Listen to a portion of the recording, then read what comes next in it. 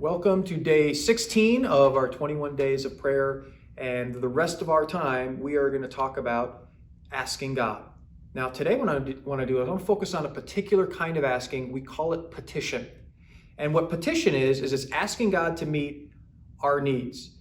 Jesus said this in the Lord's Prayer. He said, "Give us today our daily bread." In other words, Jesus gives us permission to ask God for whatever our needs are.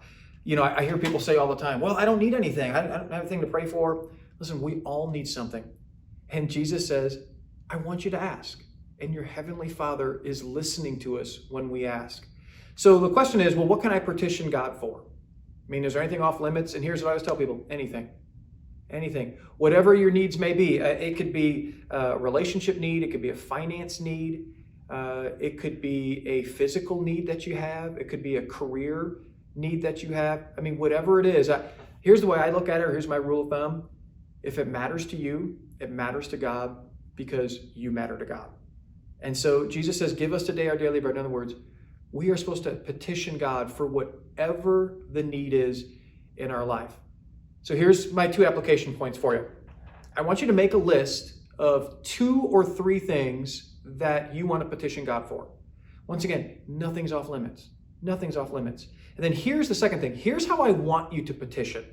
And here's kind of my 3 words that I always use. Ask specifically, boldly, and persistently. Specifically, there's something about just specific kind of prayers. The rule of thumb is general prayers get general answers. Specific prayers get specific answers. And then we see God answer them if he chooses to. And it's like, oh yeah, God was in that. It just builds our faith. Ask boldly. We can ask boldly for these things. And then persistently. Some of these things that we're going to petition for, it's not one and done. It's going to be something we're going to have to do days, weeks, months, and even years. And so we ask boldly, we ask specifically, and we ask persistently.